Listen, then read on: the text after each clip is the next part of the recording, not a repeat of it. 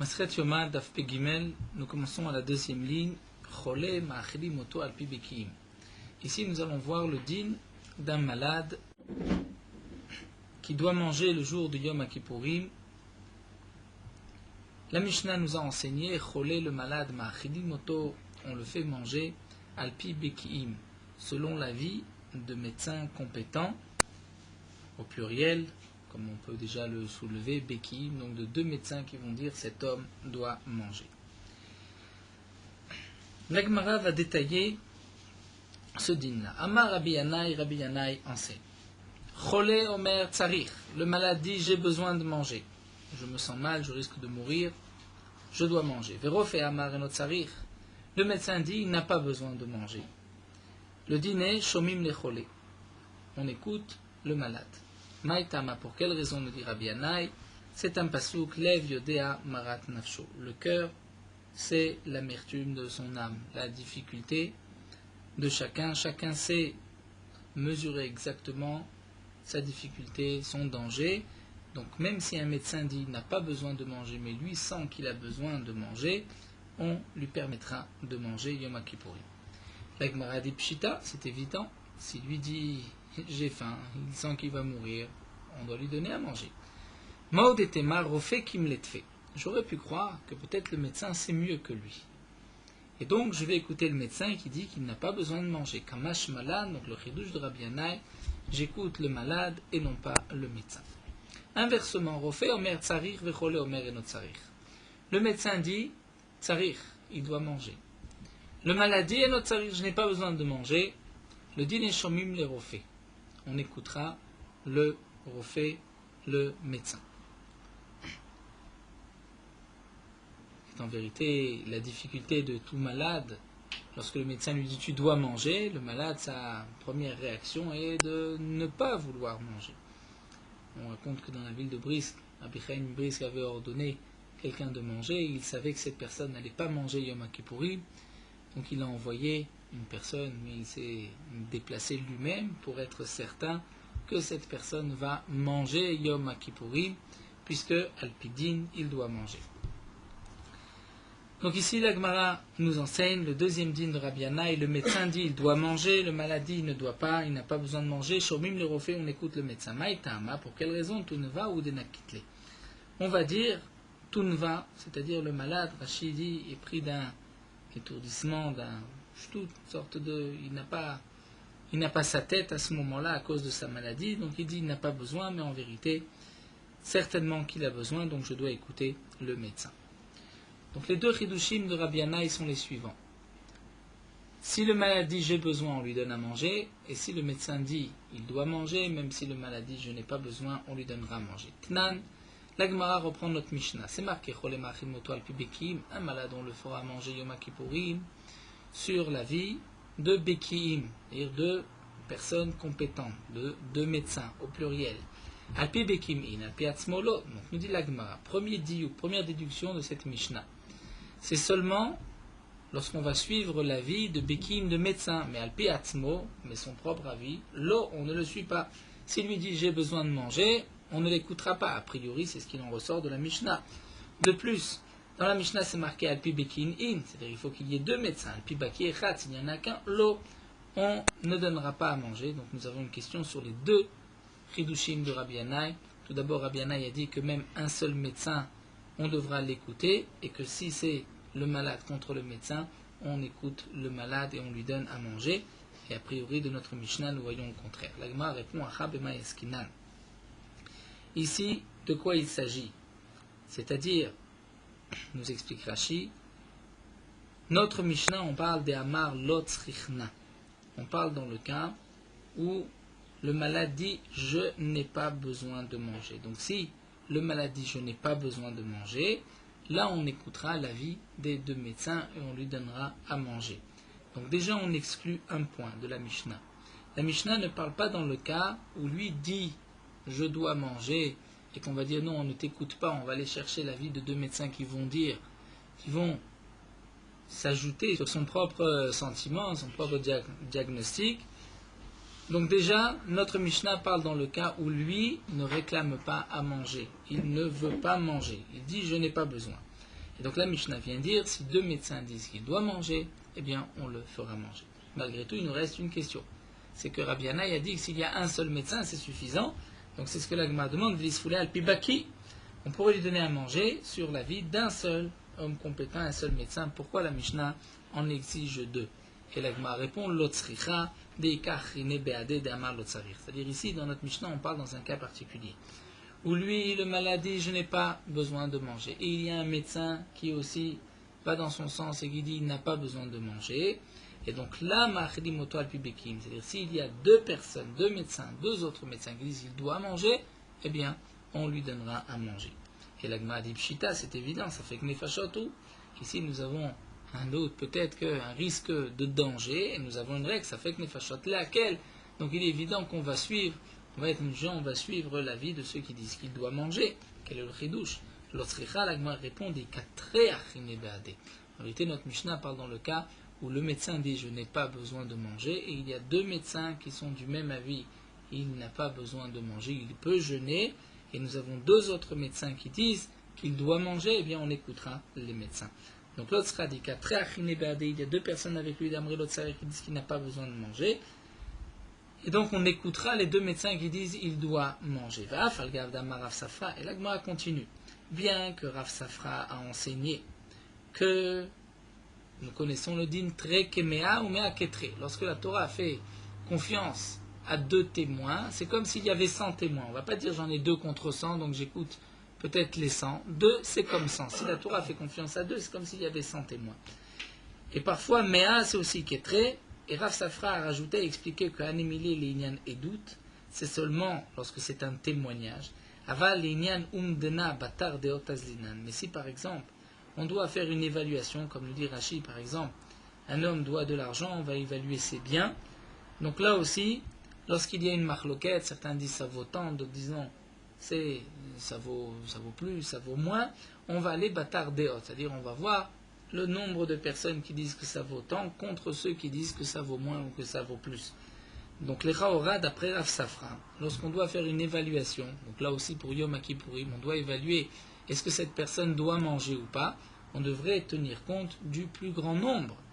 Et puisque là ils sont 3, le malade plus 2 personnes qui disent il peut jeûner, il n'a pas besoin de manger, nous avons 2 médecins qui disent qu'il doit manger. Donc est-ce qu'on va écouter ces 2 médecins? A priori nous avons 3 contre 2. Et bien là nous dit la Gemara Hanemile inanumdena de mamone. Quand est-ce que Safra a dit que pour me donner ces bâtards des hôtes, c'est lorsqu'il s'agit de mammon, d'argent. C'est-à-dire pour évaluer quel est le prix de tel objet ou de tel terrain. Avalacha, ça fait que nefashotu. Mais ici il y a un danger de mort. Et puisqu'il y a un danger de mort, donc on écoute même ces 2 médecins contre l'avis de 3, c'est-à-dire du malade et de 2 autres médecins. Donc on maintient l'enseignement de Rabbi Yannai. Lorsqu'il y a le malade contre le médecin, on écoutera celui qui dit que le malade doit manger, que ce soit le malade lui-même ou le médecin. Lorsque nous avons 2 médecins contre le malade et encore 2 autres médecins, donc là nous avons vu qu'on écoutera les 2 médecins qui disent qu'il doit manger. Et l'agma continue, mais pourtant, Vami de Katane Sefa, c'est marqué dans la Sefa, Vimen Shambeki, s'il n'y a pas d'homme compétent, il n'y a pas de médecin, Machlim Oto Alpiatzmo, on lui donnera à manger selon son sentiment, selon ce que le malade nous dira. Donc l'Echaora, puisque la Mishnah nous dit, s'il n'y a pas de médecin, on écoutera le malade, c'est que le malade réclame. Donc notre Mishnah, on ne parle pas dans le cas où le malade dit je n'ai pas besoin, on parle dans le cas où le malade dit j'ai faim, je dois manger, je risque de mourir. Et donc le début c'est le début de la Mishnah, s'il y a 2 békim, 2 médecins qui disent il doit manger, on lui donne à manger. S'il n'y a pas de médecin, là on l'écoutera. Donc les Chaora, on voit qu'on ne parle pas dans le cas où le malade dit je n'ai pas besoin, on parle dans le cas où le malade dit j'ai besoin de manger. Mirla de Recha Damar Tsarir, donc la Recha parle dans le cas où il dit j'ai besoin. La Gemara dit non, Chassur et Mersera, il manque dans la Mishnah Vachi Katane, et c'est ainsi qu'il faut lire. Donc on va lire ainsi. On fera manger le malade lorsque 2 médecins vont nous dire que le malade doit manger. Bamed va mourir, tout ceci n'est dit que de Amar Lot Tsarichani, lorsqu'il dit je n'ai pas besoin de manger. Aval Amar Tsarichani, mais si le malade dit j'ai besoin de manger, je dois manger, En Sham Bikim, Tre, El Achad, de Amar Lot Tsarich, Ma'achrim Oto. S'il n'y a pas 2 médecins qui disent, mais il n'y en a qu'un, qui dit qu'il n'a pas besoin de manger, Machilim Oto al pi atzmo, on le fera manger selon son propre sentiment. C'est vrai que de là on peut déduire que s'il y a le malade contre deux médecins, le malade dit j'ai besoin de manger, et deux médecins disent il n'a pas besoin de manger, dans ce cas-là, même Rabbi Yannai est d'accord qu'on ne lui donnera pas à manger. Mahabar Rav Ashi rajoute et nous dit Kol echad amar tzarich ani afilu ikamea de amre lo tzarich ledide shamina. Mahabar Rav Ashi n'est pas d'accord avec ce que nous venons de dire. Nous avons vu que lorsque le malade dit j'ai faim, je dois manger, sinon je vais mourir, et qu'il y a deux médecins qui disent il n'a pas besoin de manger, on ne lui donnera pas à manger. C'est ce que nous venons de voir. Mahabar Rav Ashi dit que lorsqu'un homme dit je dois manger, même s'il y a 100 personnes contre lui qui disent il n'a pas besoin de manger, on lui donnera à manger. Pourquoi? Les didé shaminan, c'est à lui qu'on écoutera. Shneimar lev yodea marat nafsho. Le cœur, c'est la difficulté de son âme, c'est-à-dire un homme sait s'il doit manger ou pas, même s'il y a 100 médecins contre lui, on lui donnera à manger. Et la Gemara nous rapporte notre Mishnah Tnan, c'est marqué Ben Shambikim, Achil Moto al pi atzmo. S'il n'y a pas de médecin compétent, on lui donnera à manger selon sa demande. Ça voudrait dire, donc Tama, Deleka Bekim, puisqu'il n'y a pas de médecin, on écoutera ce que lui réclame. Aïka Bekim, ici il y en a l'eau, on ne l'écoutera pas. Donc on voit que le malade contre deux médecins, on écoute les deux médecins. C'est une question contre Mahabar Rav Ashi. L'Agma répond à Chikama. En vérité, voici ce que la Mishnah veut dire. Tout ceci n'a été dit que lorsque lui dit je n'ai pas besoin de manger. Mais s'il lui dit j'ai faim, je dois manger, je vais mourir.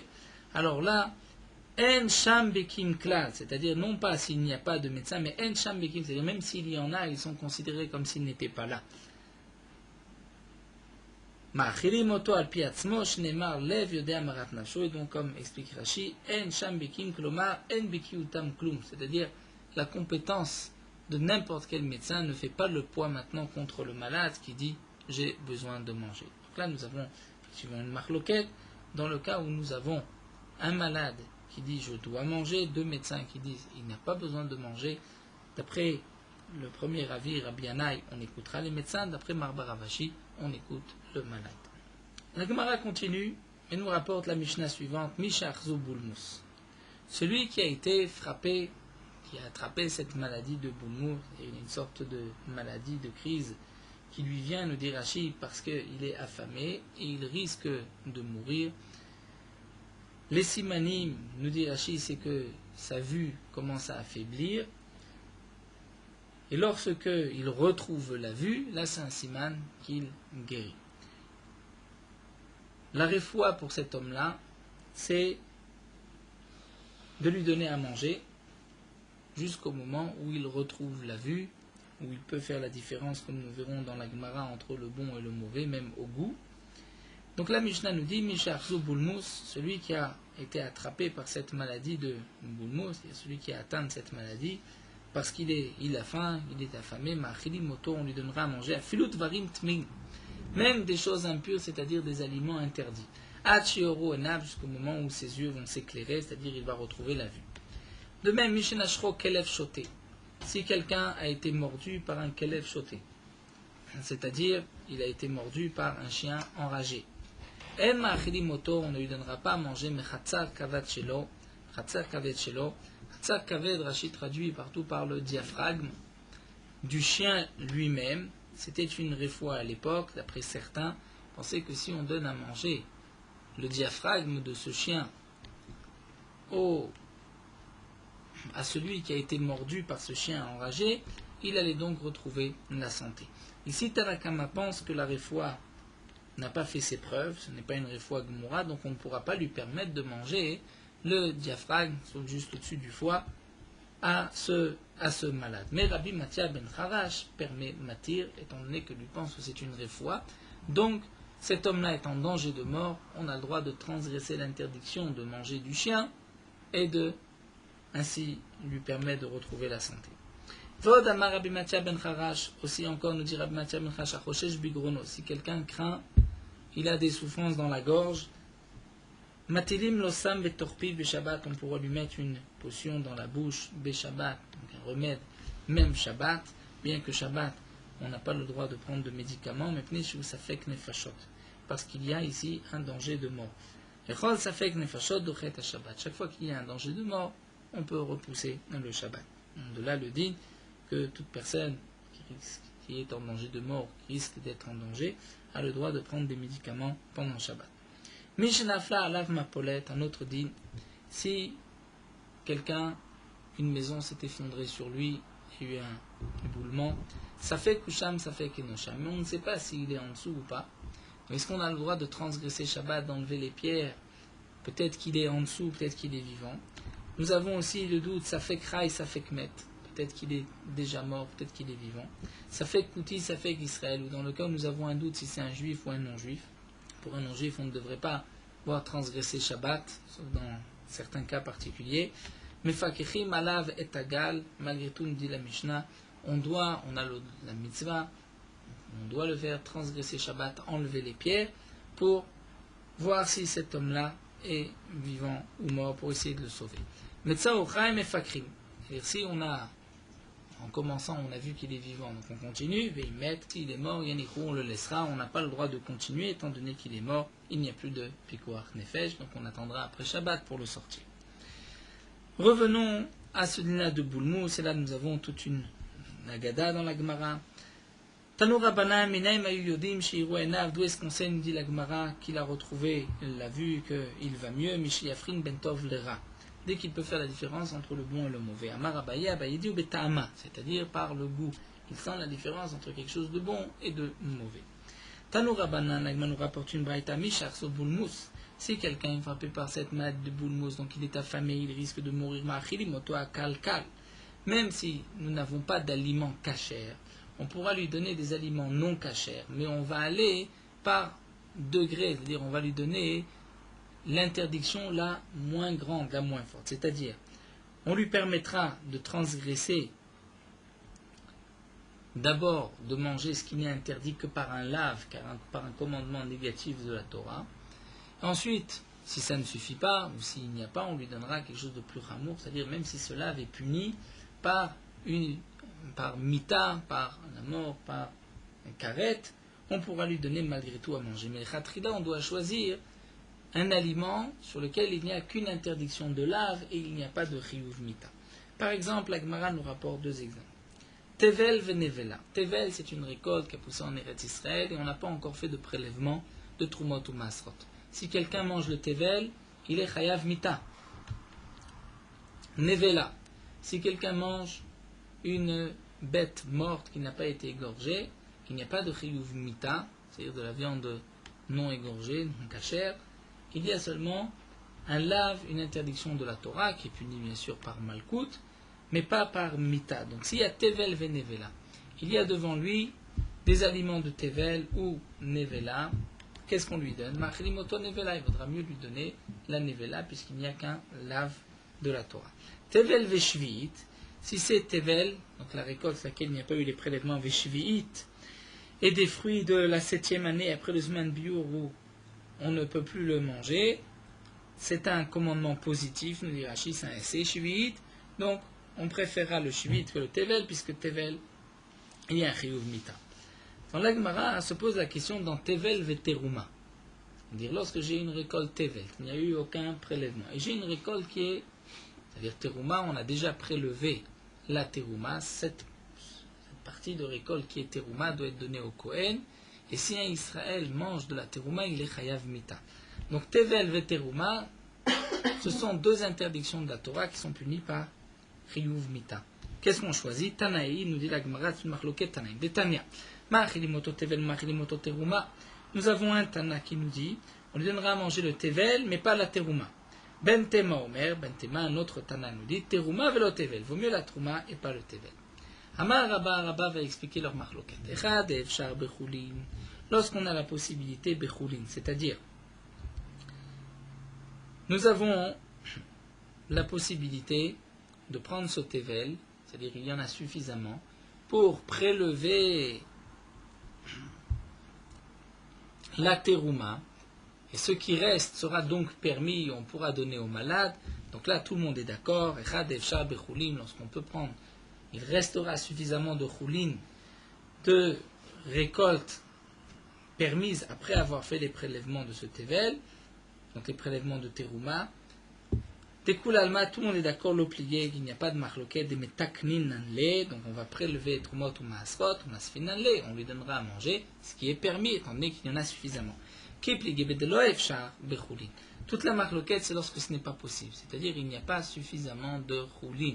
Si on prélève la terouma, il ne restera pas suffisamment de choulin pour donner au malade. Donc le malade va être obligé de manger de la terouma.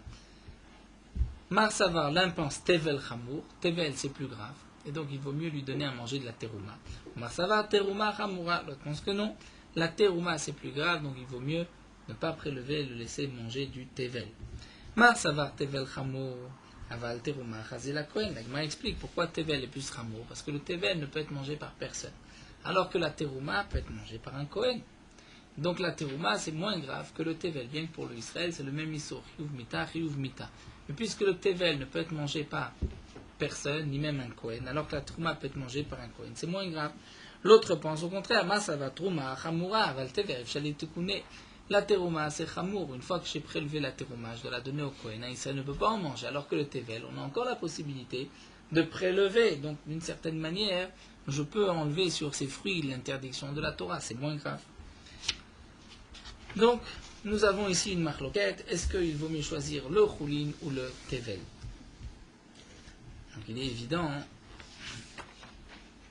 que même d'après le man de Amar, qu'il vaut mieux lui donner à manger tevel que terouma, bien que si on prélève la terouma, donc il y a du choulin et il y aura aussi de la terouma. Donc il mangera moins de issour que s'il ne mange que du tevel. Puisque si je fais le prélèvement, il aura toute une partie choulin et ensuite un peu de terouma. Si je laisse et je ne fais pas de prélèvement, donc tout ce qu'il mange, chaque morceau, est un issour de tevel. Malgré tout, ce man de Amar pense que terouma c'est plus grave et donc il vaut mieux manger tevel. Alors la Gemara reprend. Nous avons vu qu'Efshar Bechoulin, si on a la possibilité, dans la part de la récolte, les fruits que nous avons, de prélever une partie de terouma, il nous restera choulin qui pourrait être donné au malade. Nous avons vu que tout le monde est d'accord qu'on prélèvera et on ne donnera pas au malade à manger quelque chose d'interdit. La Gemara dit pshita, c'est évident. Si on a la possibilité et qu'il peut se suffire de quelque chose de permis, pourquoi lui donner quelque chose d'interdit? La Gemara répond L'otzricha Beshabbat. On parle ici, le Tana vient nous dire, même si c'est Shabbat, et que tu dois, d'une certaine manière, transgresser Shabbat et faire les prélèvements de Trumot ou Masrot, chose que nous n'avons pas le droit Shabbat, c'est une interdiction midera banan, malgré tout, tu as le droit de le faire. La Gemara dit, Shabbat name, pshitat, il tout midera bananu. Mais Shabbat, c'est évident que ça devrait être permis.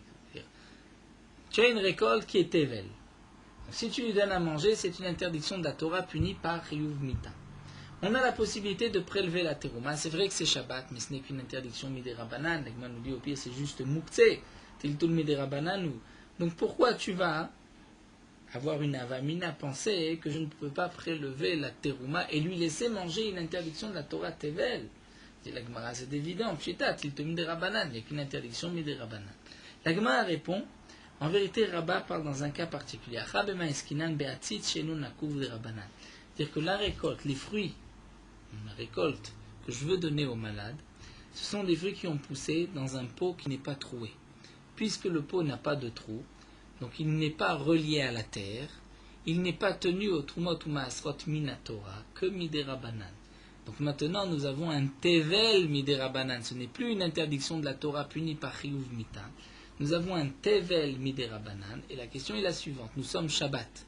Est-ce qu'il vaut mieux prélever la terouma midera banan, transgresser Shabbat, c'est-à-dire transgresser une interdiction midera banan Shabbat d'ordre rabbinique, et prélever la terouma, et ne pas lui faire transgresser et manger du tevel qui est aussi interdit que midera banan, ou bien il vaut mieux lui laisser manger le tevel et ne pas lui faire transgresser Shabbat. Donc là, Rabba est venu dire, dans ce cas-là, si on a la possibilité de prélever, tout le monde est d'accord que tu prélèves, donc tu transgresses cette interdiction des Rabbanan de Shabbat de prélever Trumot ou Masrot, mais lui ne mangera pas, ne serait-ce que du Tevel midé Rabbanan.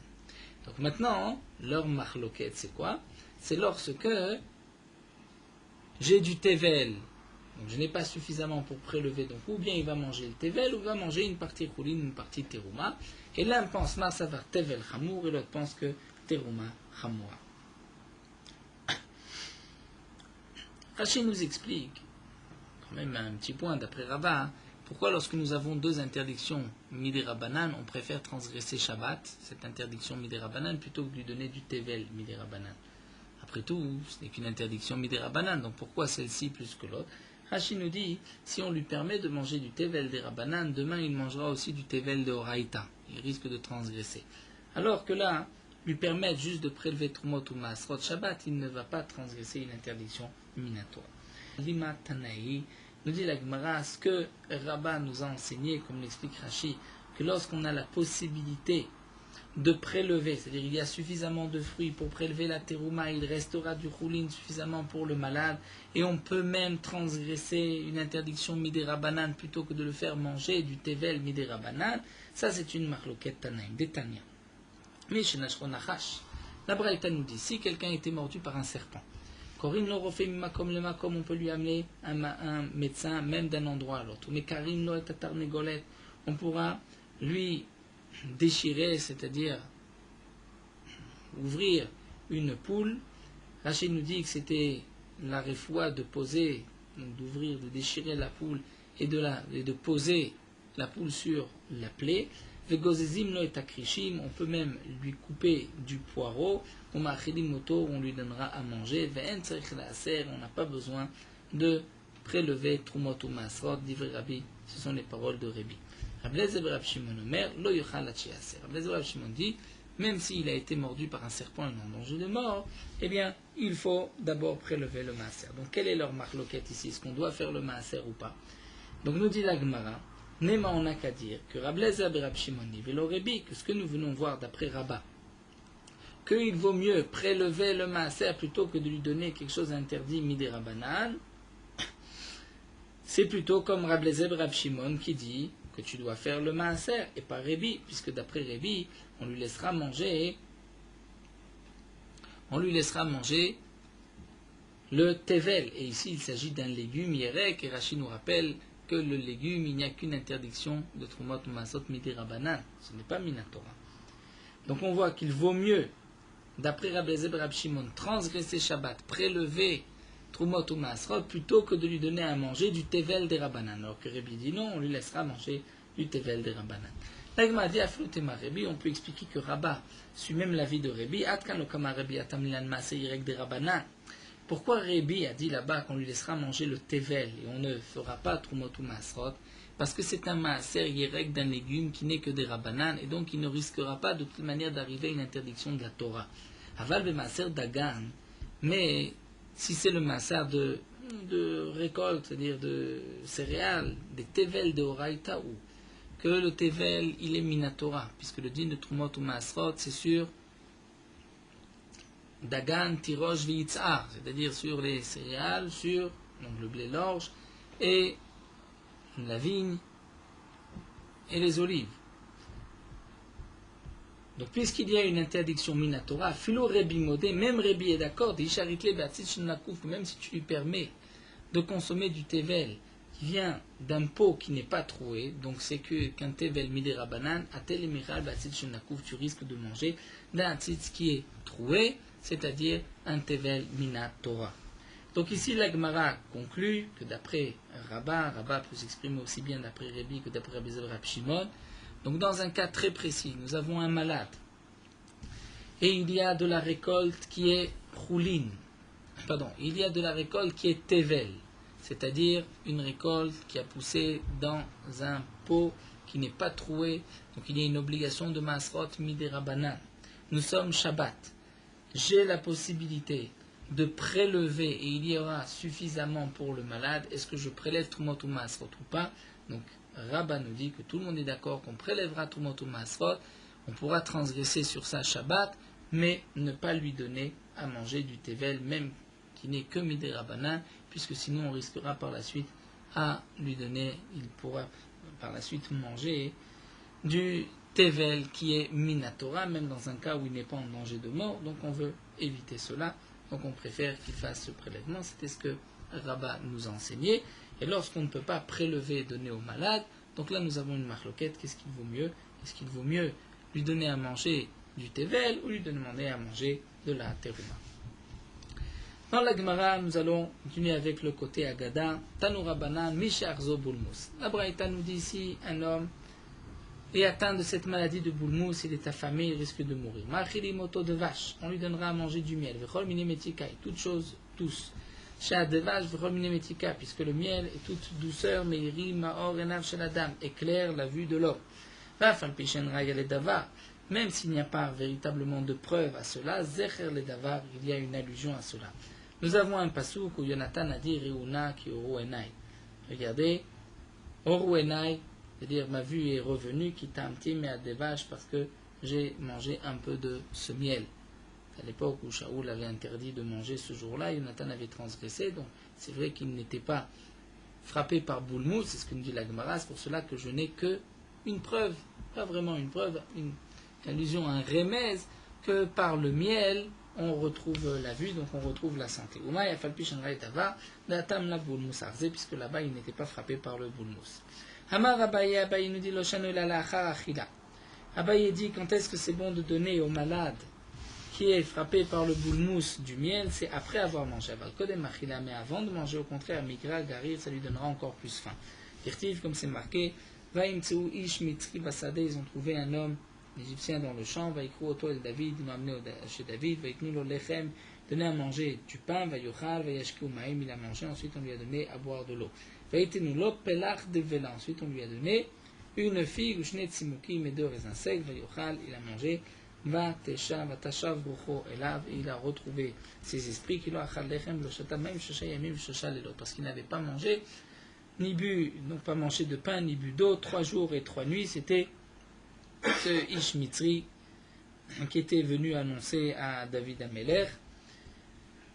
Donc, on voit de ce passou qu'il ne lui a donné à manger les douceurs par des vlesh nismukim qu'après lui avoir donné à manger du pain. Amar Rav Nachman Amar Shmuel Misharzu Bulmus Machlim Oto Alia Bidvash. Celui qui est frappé par Bulmus, on lui donnera à manger Alia, c'est-à-dire la queue d'une bête qui est bien grasse, Bidvash, dans du miel. Ravuna Bid Rabbi Shuamar Afsolet Nikia Bidvash, même une farine propre, c'est-à-dire sans son, on lui donnera à manger avec du miel. Rafa Pamar Afilu Kimcha de Sareb Divsha, même de la farine d'orge avec du miel. Amar Rabbi Yochanan dit pas Machat Achazni Bulmus. Rabbi Yochanan dit qu'une fois il était frappé par le boulmous, Veratzti le Mizracha Shel Tena. Il dit j'ai couru en direction d'un figuier et du côté est, le Mizracha Shel Tena, c'est-à-dire puisque de ce côté-là il y avait plus de soleil, donc les fruits étaient plus mûrs, et qu'il y a un petit be'atzmi, et par cela j'ai pu accomplir le pasuk Achokma Techaye Baalea, que la Chokhma va faire revivre Baalea, le propriétaire, celui qui la détient, puisque grâce à cet enseignement des Taner Rav Yosef, l'enseignement de Rav Yosef que je savais, qui nous a dit à Rotselitom Tam Teena, celui qui veut goûter vraiment le goût de la figue, il venait les Mizracha, qu'il aille du côté est du figuier, puisque Shneimar Meget Vot Shamesh, c'est-à-dire la douceur de la récolte, c'est Shamesh, c'est du côté où il y a le soleil. Donc, nous dit Rabbi Yochanan, puisque je savais cet enseignement de Rav Yosef, que le côté est, c'était là où les fruits étaient les plus mûrs, donc grâce à cela, j'ai pu me diriger, manger, et j'ai pu vivre. Rabbi Yehuda et Rabbi Yosef Kazle Beucha.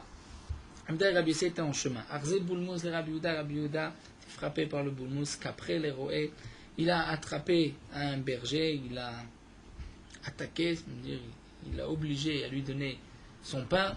Achle les rifta, il a mangé le pain du roé. Donc bien sûr, il était dans un cas de sakanat nefashot, il avait le droit de lui voler son pain. Amarle Rabbi Yosef lui a dit kaparta et roé. Tu as frappé, tu as volé le berger.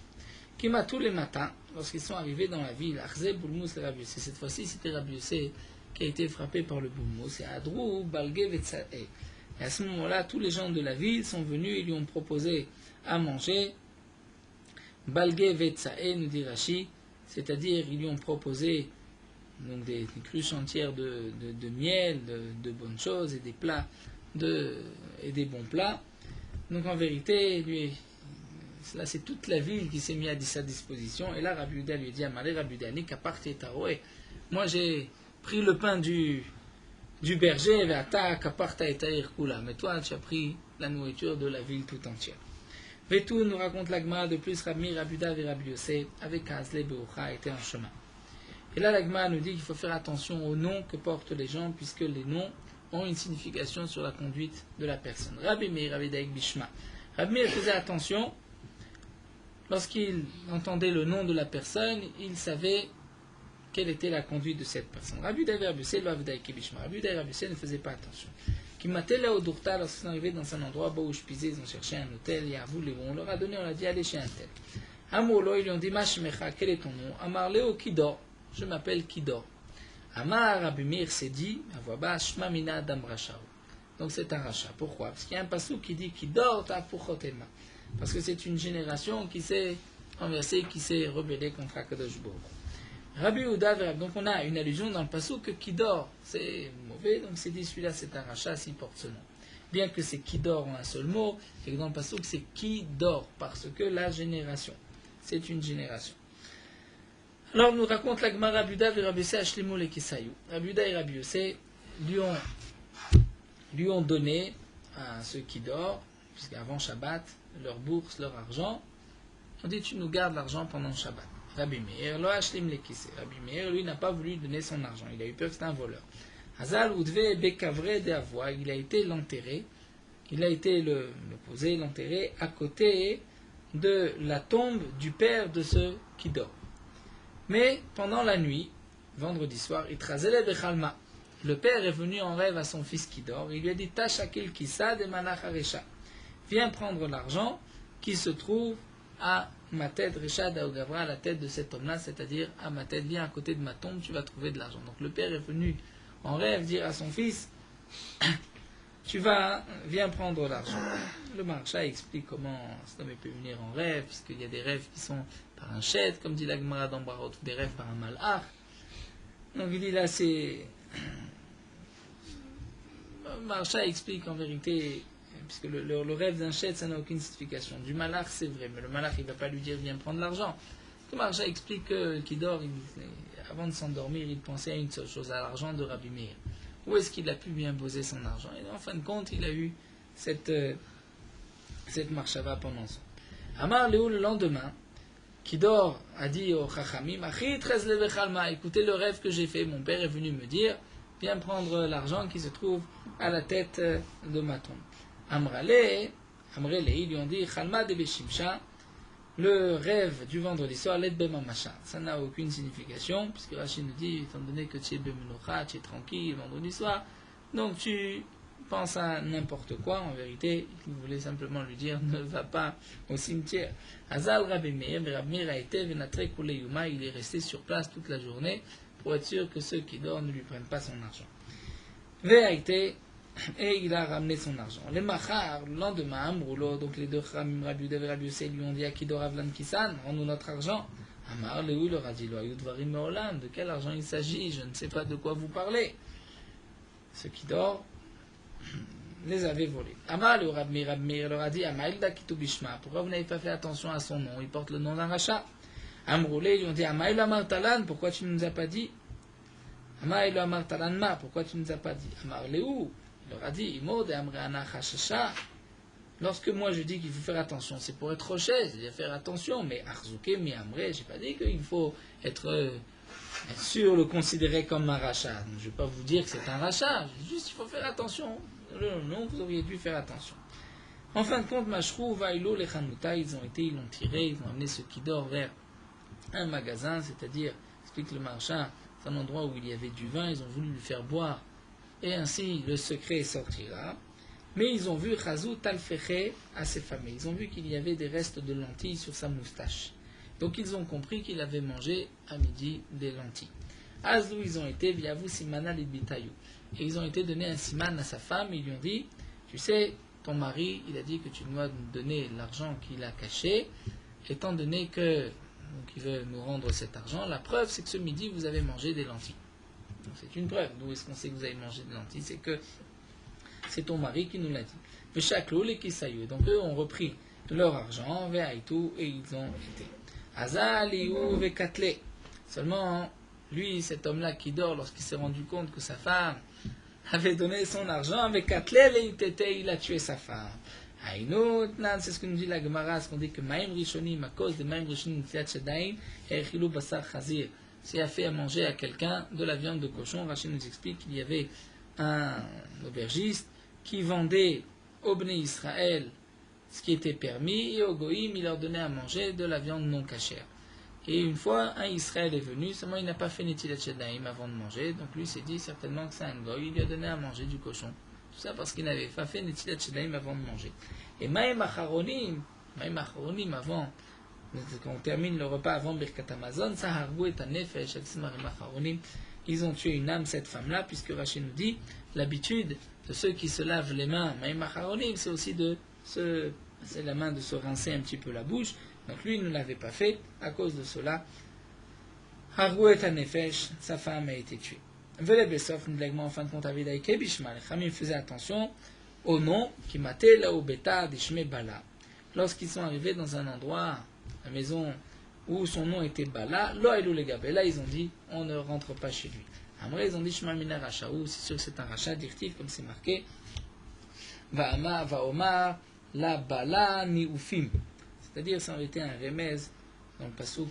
L'explication du Pasouk c'est que il a dit il y a Bala, c'est-à-dire une femme qui était déjà âgée, ni Ufim, c'est-à-dire penser qu'elle allait terminer toutes ces mauvaises mœurs, et qu'en fin de compte, elle voit qu'elle n'a pas terminé. Il a vu qu'elle n'a pas terminé. Donc c'est un remède que le clan d'Israël pensait qu'avec le temps, l'Israël allait abandonner toutes les Avodazara, et en fin de compte, le Navi dit, ils n'ont pas abandonné. En tout cas, on voit de ce passou, vraiment la Bala Nioufim, donc Bala, c'est Milachon Niouf, donc de mauvaises mœurs, de relations interdites, donc ils ont compris que c'était un rachat. On va s'arrêter là. Michel Nash.